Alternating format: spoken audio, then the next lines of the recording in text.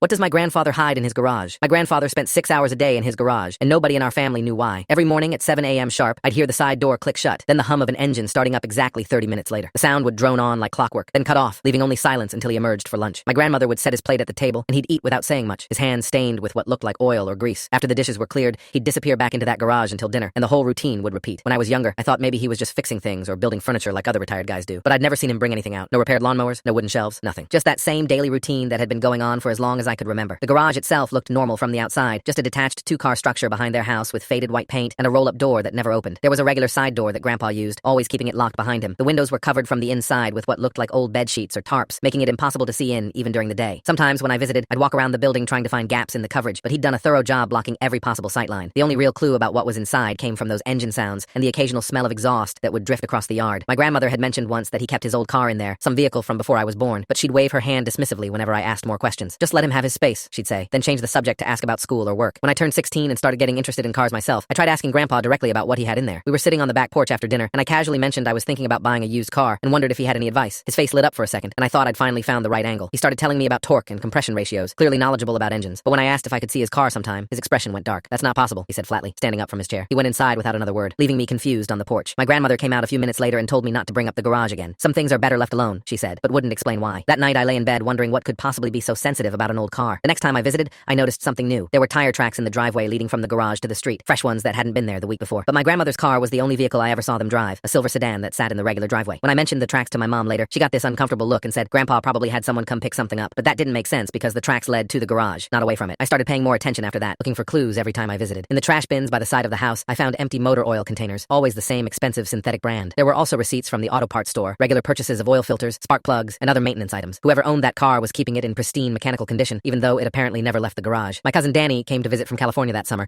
and I told him about the mystery garage. He thought I was being paranoid until he heard the engine start up one morning while we were shooting hoops in the driveway. That sounds really nice, he said, listening to the smooth idle. Like, really well maintained. That's not just some junker he's storing. We crept closer to the garage, trying to identify the engine note, but couldn't get close enough without being obvious. Danny suggested we just ask Grandma what kind of car it was, frame it like we were curious about classic vehicles. She was in the kitchen making lemonade when we tried, but she just smiled sadly and said it was his business, not ours. When Danny pushed a little harder, asking if it was valuable or rare, she set down the pitcher with more force than necessary. Daniel, your grandfather has his reasons for his privacy. This family respects that. The firmness in her voice made it clear the conversation was over. That night, Danny and I made a plan. We'd wait until everyone was asleep, then try to peek through any gaps in the garage coverage. At 2 a.m., we snuck out through my bedroom window and crossed the yard with our phone flashlights off. The garage looked almost ominous in the darkness, lit only by distant streetlights. We tried the side door first, but it had a serious deadbolt that wasn't getting picked by amateurs. Moving around to the windows, we pressed our faces against the glass, trying to see through tiny gaps where the tarp didn't quite meet the frame. Danny thought he saw chrome reflecting our flashlight, and I caught a glimpse of what might have been a red paint job, but nothing definitive. Then we heard it, footsteps crunching on gravel. The rest of the story is linked below or on my channel.